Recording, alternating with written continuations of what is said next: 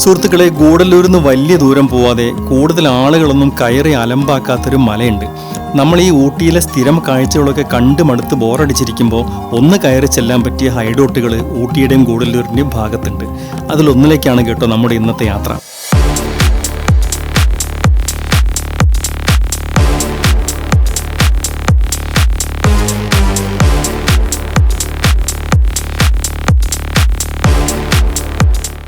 നാടുകാണി കഴിഞ്ഞ് ഗൂഡല്ലൂർ എത്തുന്നതിൻ്റെ കുറച്ച് മുമ്പായിട്ട് ചെമ്പാല ടീ ഫാക്ടറിയുടെ ഭാഗത്തു നിന്ന് വലത്തോട്ട് കയറിയുള്ള റോഡിലൂടെയാണ് ഈ പോയിക്കൊണ്ടിരിക്കുന്നത്.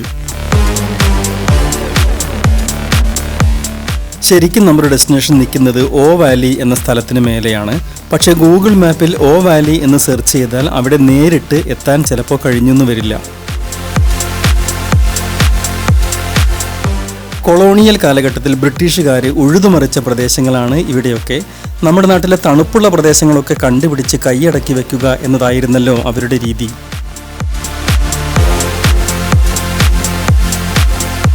ഓ വാലി എന്ന പേരിൽ തന്നെ ഒരു ബ്രിട്ടീഷ് മേൽക്കോയ്മ തെളിഞ്ഞു കിടക്കുന്നുണ്ട്. ഓ എന്നതിൻ്റെ പൂർണ്ണരൂപം ഔച്ചർലോണി എന്നാണ്. ജെയിംസ് ഔച്ചർലോണി എന്ന ബ്രിട്ടീഷുകാരനാണത്രേ ഇവിടെ കാപ്പിത്തോട്ടങ്ങൾ നട്ടുപിടിപ്പിച്ചത്. ഒരു സൈഡിൽ ചായത്തോട്ടമാണ്. വളരെ വീതി കുറഞ്ഞ റോഡാണ്. എതിർ സൈഡിൽ നിന്ന് വണ്ടി വന്നാൽ വളരെ കഷ്ടപ്പെടും. പക്ഷേ ഈ റോഡിലൂടെ വല്ലപ്പോഴുമൊക്കെ വണ്ടി വരൂ എന്നുള്ളതാണ്.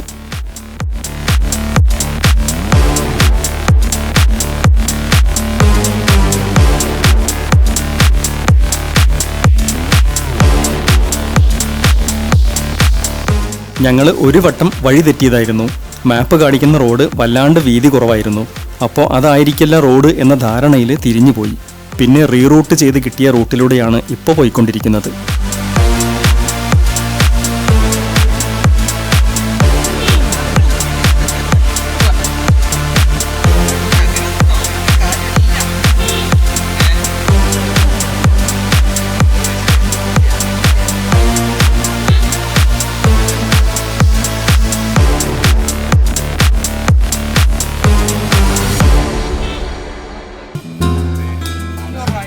ക്യൂട്ട് ലുക്കുള്ള ചെറിയ ഒരു കവല.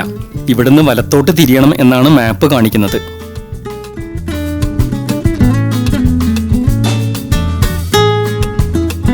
തിരിഞ്ഞ ഉടനെ തന്നെ ഞങ്ങൾ ഭയപ്പെട്ടത് സംഭവിച്ചു. ഓപ്പോസിറ്റ് നിന്ന് വലിയൊരു സ്കൂൾ ബസ്. ഇടതുഭാഗത്ത് ഒരു എഡ്ജ് ഉള്ളത് കൊണ്ട് കടന്നു കിട്ടാൻ കുറച്ച് കഷ്ടപ്പെട്ടു.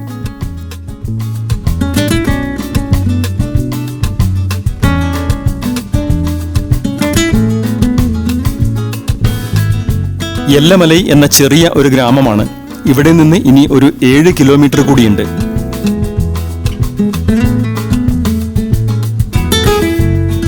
അത്രയ്ക്ക് നിബിഡമല്ലെങ്കിലും കാട് തന്നെയാണ്. ദൂരെ മലകളുടെ കാഴ്ച കൂടിയാകുമ്പോൾ ഇതുവഴിയുള്ള യാത്ര നല്ലൊരു അനുഭവം തന്നെയാണ്.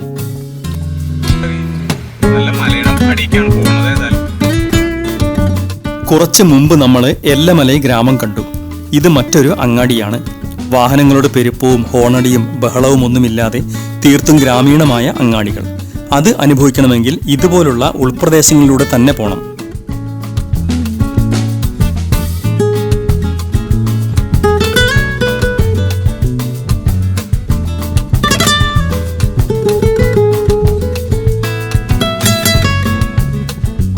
റോഡിന്റെ ഈ ഒരു ഭാഗത്തിന് വല്ലാത്തൊരു സൗന്ദര്യമാണ് കേട്ടോ. ചായത്തോട്ടങ്ങളുടെ ഹരിത ഭംഗിയാണ് ഇരുവശത്തും. തോട്ടങ്ങൾക്ക് അലങ്കാരമായി ഉയർന്നു നിൽക്കുന്ന മരങ്ങളും അവയ്ക്കിടയിലൂടെ മിന്നിക്കളിക്കുന്ന വെയിലും ദൂരെ നീലച്ചു നിൽക്കുന്ന മലകളും.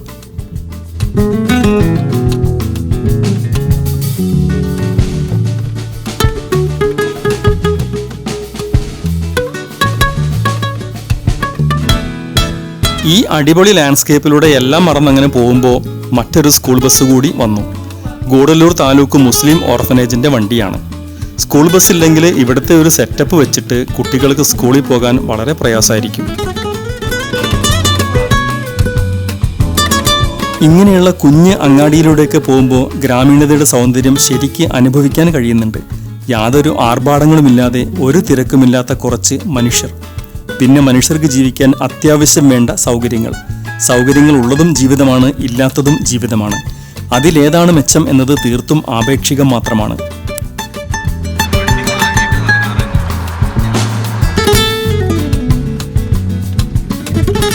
അങ്ങനെ നമ്മൾ നമ്മുടെ ലക്ഷ്യസ്ഥാനത്തെത്തിയിരിക്കുകയാണ്. അതെവിടെയാണെന്ന് ഇതുവരെ പറഞ്ഞില്ല അല്ലേ? ഗൂഡല്ലൂരിൽ നിന്ന് ഒരു 20 കിലോമീറ്റർ ദൂരത്തുള്ള സന്തനമലയാണ്. അവിടെയുള്ള മുരുകൻ കോവിലേക്കാണ് നമ്മൾ പോകുന്നത്. ചെമ്പാല ടീ ഫാക്ടറിയിൽ നിന്ന് തിരിയുകയാണെങ്കിൽ ഒരു 17 കിലോമീറ്റർ പോയാൽ മതി.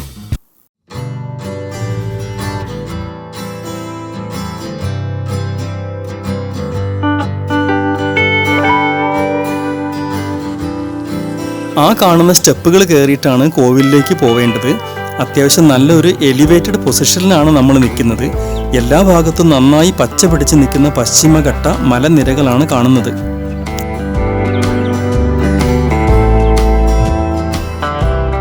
ഇങ്ങോട്ടുള്ള വഴിയൊക്കെ ഇച്ചിരി സീനാണ് കേട്ടോ. ഞങ്ങൾ അന്വേഷിച്ചപ്പോൾ ആനകളൊക്കെ അത്യാവശ്യം ഇറങ്ങുന്ന ഏരിയയാണ്.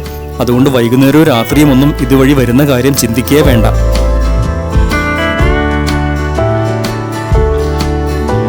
വെള്ളയും ബ്രൗണും പെയിന്റ് അടിച്ച സ്റ്റെപ്പുകൾ കയറിയിട്ട് വേണം അമ്പലത്തിലേക്ക് എത്താൻ.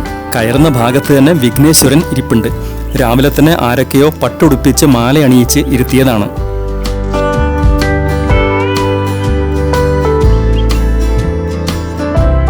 റോഡിന്റെ അരികിലായിട്ട് ഒരു ശിലാഫലകമുണ്ട്.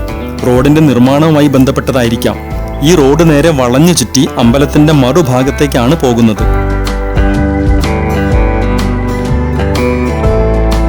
പലപ്പോഴും ചിന്തിച്ചിട്ടുണ്ട്, എന്തുകൊണ്ടാണ് അമ്പലങ്ങളിൽ പലതും മലയുടെ മുകളിൽ കൊണ്ടുപോയി സ്ഥാപിക്കുന്നത്? സ്ഥാപിക്കുന്ന ആളുടെ പ്രകൃതിബോധവും സൗന്ദര്യവും ഒക്കെ അതിന് കാരണമായിരിക്കും. സ്പിരിച്വാലിറ്റിയും അഡ്വഞ്ചറും ഒരുമിച്ച് ചേരുന്നതായിരിക്കും ഇത്തരം സ്ഥലങ്ങൾ എന്നതാണ് ഇതിൻ്റെ ഒരു പോസിറ്റീവ് സൈഡ്.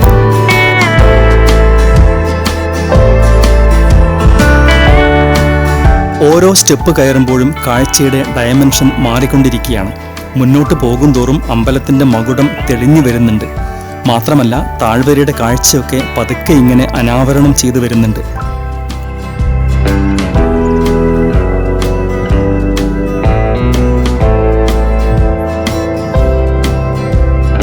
സന്തനമലയിൽ വേറെ ആരുമില്ല.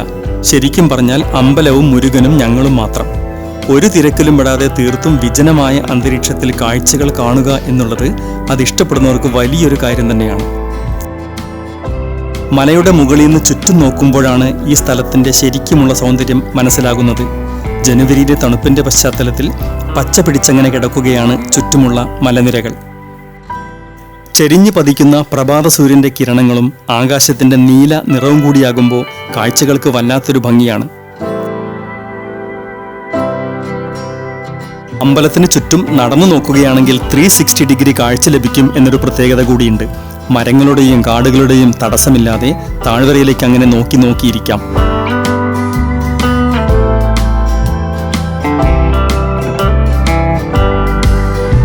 താഴ്വരയിൽ വളഞ്ഞു കിടക്കുന്ന റോഡും കാടും കൃഷിയിടങ്ങളും ഒക്കെ കാണുന്നുണ്ട്. ഒരു പ്രത്യേക സമയം കഴിഞ്ഞാൽ ആനകളുടെയും മറ്റ് മൃഗങ്ങളുടെയും ഒക്കെ വിഹാരരംഗമായിരിക്കും ആ പ്രദേശങ്ങൾ.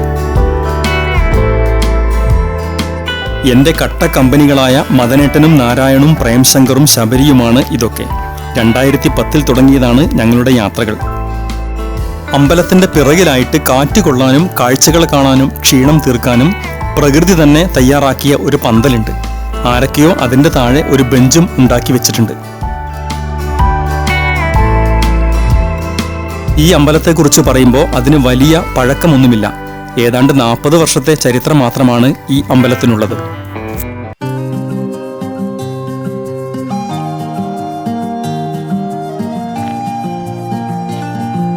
സന്തനമലയിൽ ഉത്സവങ്ങൾ നടക്കാറുണ്ട്. എല്ലാ വർഷവും ജനുവരി 1 ഒരു ഉത്സവമുണ്ട്.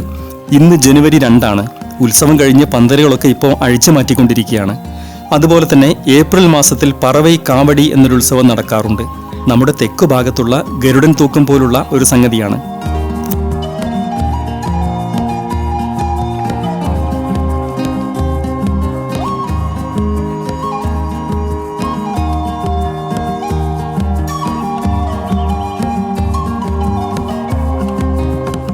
മല കാണാനും ടെമ്പിളിലേക്കുമൊക്കെ ആയിട്ട് മലയാളീസ് ഉൾപ്പെടെ കുറച്ച് ആളുകളൊക്കെ ഇപ്പോൾ വരുന്നുണ്ട് എന്നാണ് അമ്പലവുമായി ബന്ധപ്പെട്ട ആളുകൾ പറയുന്നത്. എന്തായാലും ശാന്തതയും പ്രകൃതി ഭംഗിയും സ്പിരിച്വാലിറ്റിയും ഒക്കെ അനുഭവിക്കാൻ ആഗ്രഹമുള്ളവർക്കുള്ള ഒരു ബെസ്റ്റ് സ്പോട്ടാണ് സന്തനമലൈ.